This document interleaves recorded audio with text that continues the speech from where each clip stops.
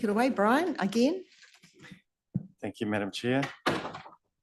So this is our routine public transport workshop where we get to look at how the services are running and their usage and everything, and have topical questions and answer sessions. So just the agenda there, patronage, improvements, token mobility, community transport providers and other matters.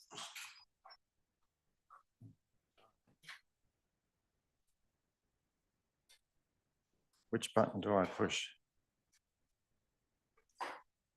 It's a new remote. I'll just push all of them until I get a response. The arrows. So. Not working?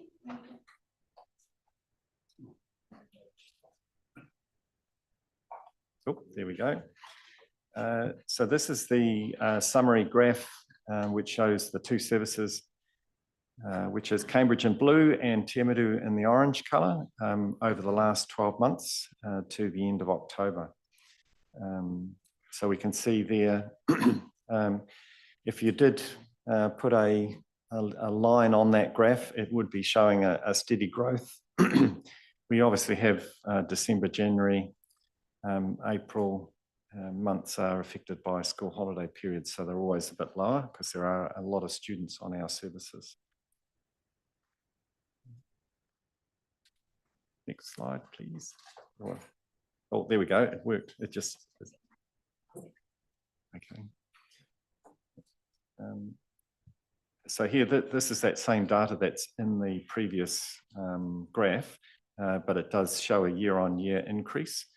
So those highlighted figures in the middle are very much the rapid increase or the big jump from the COVID period the following year or the previous year. But you can sort of see it settling into a pattern there of around that sort of 20 to 25% increase on the prior year. And that certainly reflects what we're seeing in terms of users of those services. Next slide, please. Sorry. So this, so at the top there, it just summarises the Cambridge service. So October 2022, 6,200 up to 7,800 journeys on that service in October 2023, a 26% increase, and for Te Awamutu, a 30% increase. It also shows there that most patrons choose to use the B card, with a relatively few, I think it's less than 5% who are using cash. So that just does show the widespread uptake of the B card. Brian, can I just ask you about Gorst Avenue? Like, that's an amazing standout point for people to be getting on and off. Are we seeing any impacts like with parking or congestion, with people going to and from that area? I think, for Te Awamutu, because it is like the terminus of where the bus stops to, it is the most popular on and off point. A lot of, yes, there are people there who park in that vicinity, but there's a lot of people who drop off people, and there's a lot of students who arrive there on foot as well. Certainly when I've taken the bus at 7 or 9 o'clock there in the morning, there's quite a few vehicle movements moving through, just dropping off people and then continuing on. It sounds like it's coping all right. Yeah. So this graph here is, we say it is people, swiping on and swiping off the bus. And so that Gorst Ave, over 6,000 entries or exits from the bus over the month of October. And then we see the transport centre, 3,300. So that's where the buses park, either in the transport centre or on the roadside, and then at the different platforms. So that's obviously the other big one. But the standout from this, I guess, it shows that in Cambridge, it's quite a dispersed on and off the bus. So they're not all patrons going to one place to get on. Which is what we ultimately want to see, and which would be better for Te Awamutu long term if it was picking up people from a number of places instead of everyone having to go to the one spot. Yes, Roger. Yeah, I think those figures are interesting, but just acknowledging the fact, as Dawn and yourself have said, that the additional information that we asked for is not readily available from regional council. But what you've highlighted there is perhaps in Cambridge, the shorter on-off trips, like beginning Leamington and ending Cambridge, or vice versa, which would be really, I think, interesting information for us to get to know the utilisation of those services. So I look forward to getting that when you've been able to get it from regional council. And just for other councillors, so that you're aware, so the regional council hoover up all this data from the B card where people swipe on and off, and they turn it into a massive database, which is all of the bus movements and patronage across the region, and then they have a system where they basically stick it into a spreadsheet for each month. And while there's lots of data in the background, you can see it through this analysis that they've done, and you can change some factors or filters to see the data in different ways, but you're quite limited. And I think unless you are a real data mining expert, it's almost impossible for council staff to get to it. But we're relying on the regional council, who have relatively few staff at the moment in that space. And they're probably getting lots of requests for different types of data from people, and they're just not able to respond. Yeah. If we jump to the next one there. So again, this is that information that comes from the B card in terms of people getting on the bus. So if we see, there's the total at the top for Cambridge, and then Temity in the double lines in the middle. But underneath that, you've got a breakdown of adults, children, gold card holders, university students. So they've all got a different ticket category, and then that information is recorded into the database. So we see that since the beginning of July, there's been those half price fares for children and youth. And so the regional council have sort of recategorized those tickets. And so there is a change. So you see in October 2022, there's no, or very, different numbers of children. And then later on in October 2023, it jumps down to youth 13 to 18 as being the child. But so there are those discounts, obviously, for children. Seniors get free off-peak rides with their gold card. And now there's this Community Connect concession where if you've got a community services card, you get a half price fare. And obviously people with a disability card, those accessibility trips are free as well. So they now show up in this reporting. And it's good to see those accessibility trips, have jumped 30% as well in the patronage. So it's being used. We move to the next slide then. So this is the time of day that people are using the buses, and not surprisingly, thank you. Not surprisingly, we see that for both our bus services, that 7 and 8 o'clock service in the morning is the most popular when people are going to work and students are going to school. Then during the middle of the day, it drops off, and our bus services, move to 2 hourly. And of course, between 11 and 12 and 1 and 2, we don't have any bus services running in those hours. So those numbers that you see there in the middle are kind of the hangover of people getting off the bus that they got onto in that time. Then in the afternoon, the peak of use is spread out much more because the students leave for home before the workers do. That's combined both ways. Yes, yeah, this is both services, and it's both getting on and off swipes. Liz, Does this include the students who take school buses, not regional council? No, it doesn't. No. Yeah, So so these really, are just our bus services. Yeah, this is just the regional council service, because there's a really big disparity between Cambridge and Te Amutu around that too.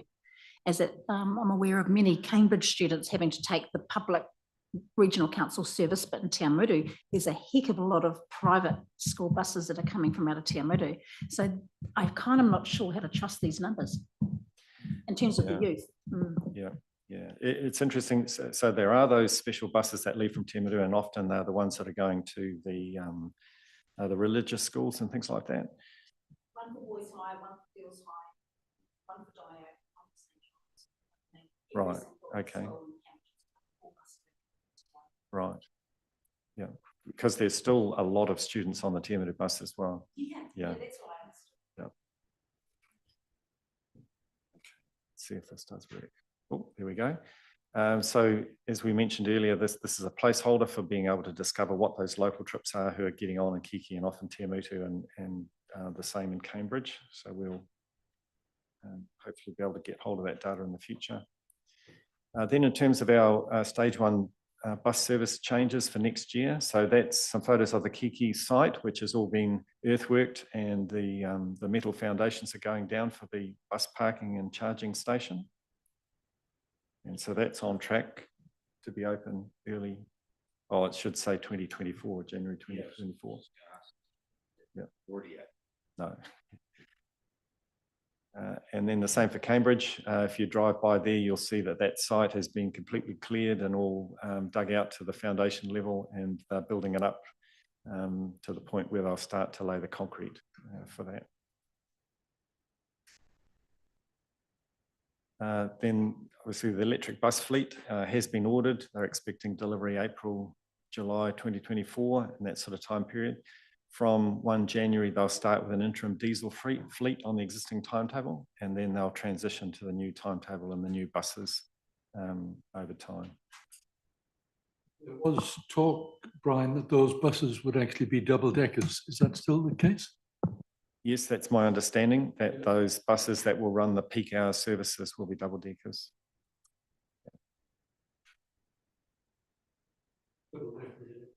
Yes. Yeah. For our total mobility services, so this is the subsidised taxi service that people can sign up for and use. So it started in mid-2019, so it's been going a few years now, and it has really gone from strength to strength each year. So we're seeing now 350 to 400 trips a month, compared to 200 to 250 trips per month in prior years. So that's quite an increase, and so there's quite a few people in our community who are, making that use of that service, which is great for, hey, it provides more taxis or more sort of core business for the taxi services, which means those services are then available for others in our community. Any additional cost of that service, Brian? So we rate and budget around 40,000 per year, and I don't think we've ever spent all of that budget. So in terms of a council cost, it's relatively low, but it does provide a really good community service, as do these guys here. The next slide, our community transport providers. Sorry, just going back to that mobility. Yeah. Have we done is there any analysis of origin and destination of those trips at all? There's not at the moment, and I'm not sure just how well that service would work, the data would work for that to give us that sort of level of information. Yeah, I can make some inquiries, but it's not something that Regional Council have ever offered us before. So community transport providers, for the first time this year, the Regional Council distributed grants to a number of community transport providers, volunteer groups who are providing a really useful community service. Often they're health shuttles and things like that. So we see a number there that have been given grants in this year, and the grant process is open again for funding for the next financial year. So we'd be expecting local groups to be applying for that again. And I just wanted to say that on the Regional Land Transport Committee, this has been an item, and there seemed to be support around the table to get that total fund increased as well, because I think there's a lot more demand out there than that initial funding round, the applicants. So I think there's definitely an appetite to fund it well. Yeah, because certainly the cost for those groups, fuel and things like that would have increased quite dramatically since they started. Can the retirement villages apply for that fund as well as a community if they put on community transport? Yeah, I'm not sure. There is certainly a application document which spells out the criteria on the Regional Council website, so it's all there.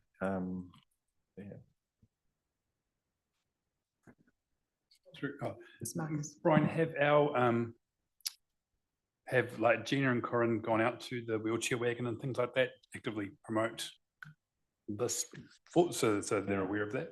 I suspect the Regional Council has contacted them directly, but certainly when I look at the groups that were funded in the last round, most of ours appear to be on that list. Yeah.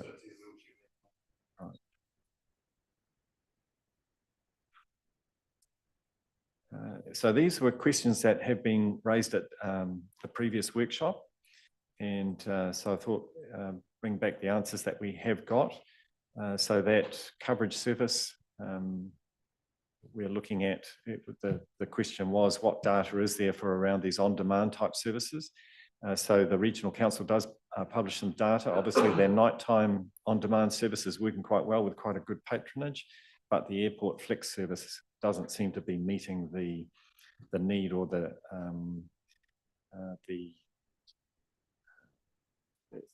Phil and then Liz. Yeah, thanks, Madam Chair. Thanks, Brian. Just with the airport flex, what's the feedback there? Why hasn't, what feedback has there been for it not to be successful? Yeah, so they have run surveys of users and non-users, and there was, because it's a very cheap service, so cost is not the issue. I think it was in terms of the hours that it operated, and whether, there were a range of things which are in that report, which is online, that I could look up and perhaps feed it to you. But I think the hours that it operated were one of the main issues. So that it would operate during the day when the majority of the flights are. So what do you mean around the hours? I think it didn't start early enough in the morning, I think was one thing, or run late enough into the evening for the flights that a lot of business people were taking. So it wasn't as convenient. That can't be adjusted easily, or? I'm not sure. Obviously, they would have looked at it when they planned it in terms of what they tried to do with it. But it's not worked for a range of reasons, I think. Surprising, isn't it? Yeah, so Roger and I attended the meeting on the 24th of November. That's the Future Proof Subcommittee, Public Transport Committee. So that was where we had the discussion around the airport flex. The reality is that the airport flex just isn't being utilised. There was a survey, and there was some quite good data. So that's on the Regional Council website, so take a look if you're keen to look at it. But it was mostly around the fact that it just was inconvenient. So people choosing not to use it. I think when you go into the airport, you kind of like to be in charge of your destiny in a way. But what I guess Roger and I saw was an opportunity for, if that service is going to discontinue, then those vans are going to be potentially available. So we've been working with Dawn over here, and the Future Proof Subcommittee, again, the Public Transport Subcommittee, will be considering how those vans might be utilised in the February 2024 meeting. We are really going to be trying to put a strong case to take and have a trial of those vans for Waipa. Urban public transport is what I think Roger and I are really, really keen to see a trial in one or both of our towns, our larger towns, so that we can trial how our communities might utilise an internal public transport system. So the My Way trial that's in Timaru is a really good example of how, and it's been a pretty successful, but a pretty costly model. So this is on-demand public transport within the towns. So Yeah, I mean, I'm really keen to see or understand whether there's support around this table to kind of progress that business case. I don't think it will be free. I'm suspecting Regional Council will want some kind of contribution. But our communities, I think, have been wanting, demanding, in Cambridge especially, some kind of public transport internally for some time, especially our older members of our community. So yeah, I'd be keen to know just how far to push this, I suppose. And yeah, if we can have a short discussion on it, I think that would be good.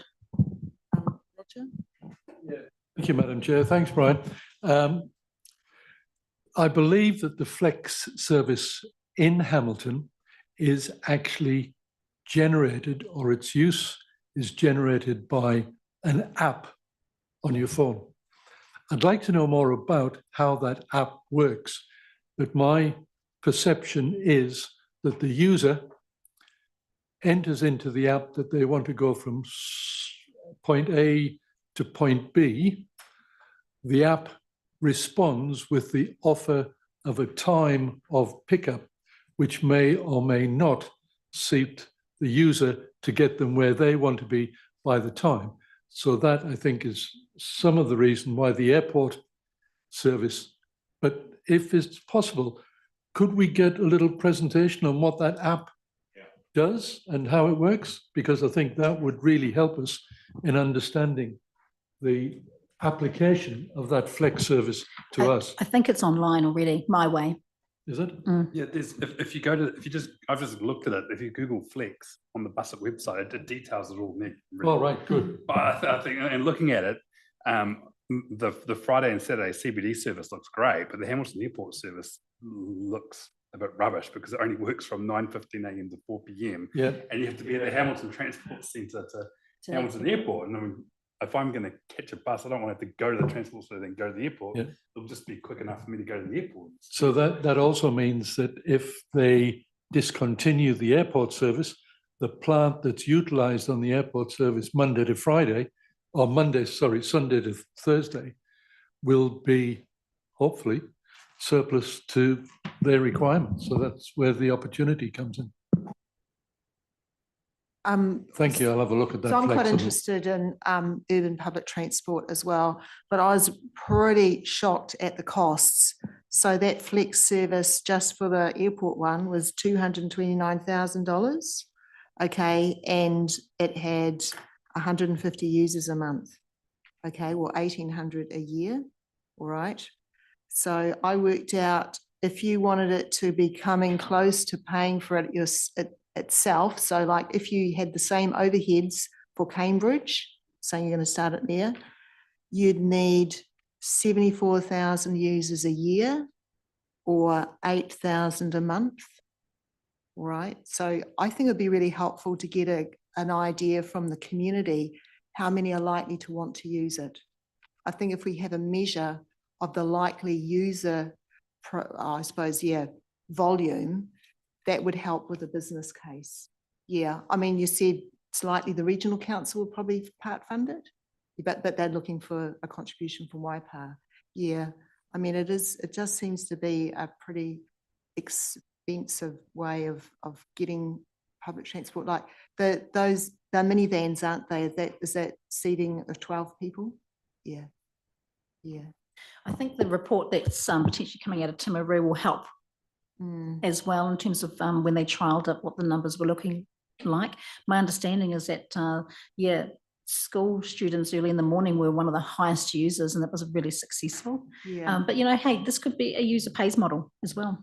I Yeah. think sometimes just because sometimes it can be too cheap, you're thinking you're incentivizing, but actually the convenience of something like that could be costed out appropriately too. Yeah, like the Timaru one, I think they charge $2.50 a fare, and I think that the cost of each ride was $14.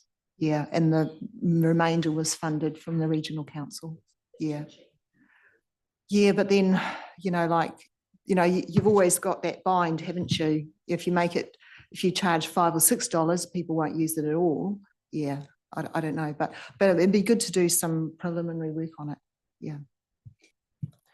All right, You good? thank you. So I see I've got 2 points, number one there, but data for regular reporting. So obviously added a lot more data in this presentation to the previous one, and we've heard from Roger about what more he would like to see there. Is there any other data that people would like to see? I think the key here usage and stuff would actually be quite useful to get some numbers around that. And Yeah. And I think once our new bus services run, and like at the moment with Kiki, it's just 2 days a week and 2 services a day. So once we get the new services running, then we'll have some good data to share on that.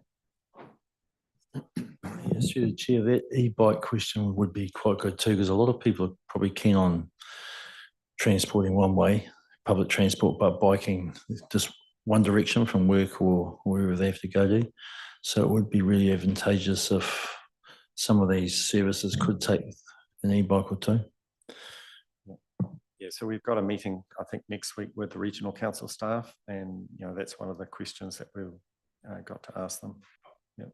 sorry, and the other question is, will this have free Wi-Fi? I don't know the answer to that question. I'm sorry. Well, Yeah. certainly one of that the public would like to know, because Yes. I'm sure it gets used on the existing buses. Okay, well, I'll certainly ask that question as well. Yep. I'd like to ask about the Te Muru situation. Like you mentioned, Brian, that as those services are originating in Kihikihi coming through Te Mutu, you'll get an idea of the, I suppose, that inter-urban area demand.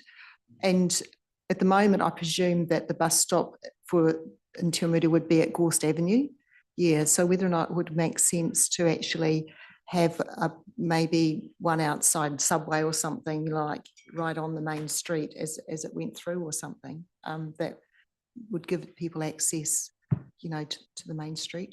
Yeah, or another location. Yeah.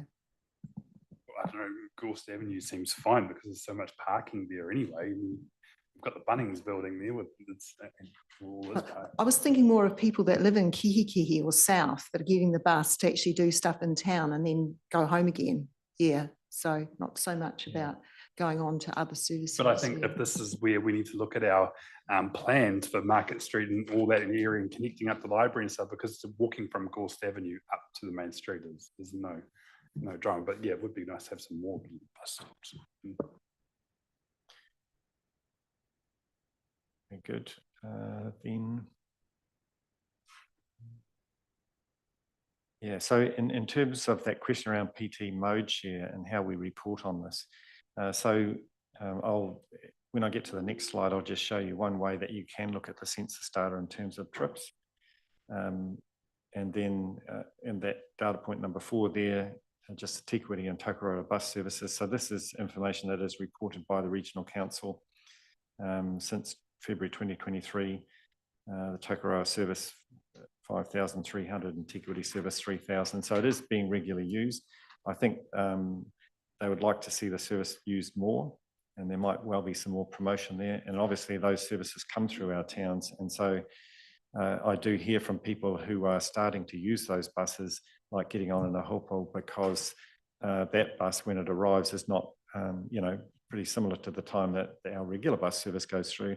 And in the peak time, it's got a lot more empty seats on it, a lot more space. So people, will pick up on that and start to use it as just like our existing services.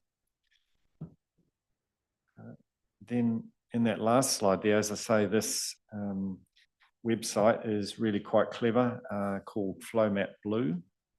And you can zoom into a location in New Zealand, and you can select a town or an area, and it will show you the use of how people are getting to work or to school, all of that information that's in the census data, and you can filter it to look at public transport and other things like that. So, and it's not a static map like you see on the slide. It actually shows the movement in and out at different times of the day with those people's travel data. It could well be. I'm not sure quite what that means. A lot of people are moving from somewhere in the country to Yeah, I'd say that's a glitch in the system. Yeah, that's creating that. Yeah. Yeah, it's not perfect, but it does have some really good, useful information in there. And once we get the 2023 census data, released for all of this sort of information, it'll be richer again. Yeah, but that's the end of the presentation. Okay, thank you, Brian. No further comments? No, very interesting. Yeah, great to have that update. Yeah, really appreciate it. And it looks like there's a lot of work collating data and stuff like that. Yeah, but awesome. Excellent. Thank you. All right, so we're going to have a break for lunch. I was told that lunch will be here.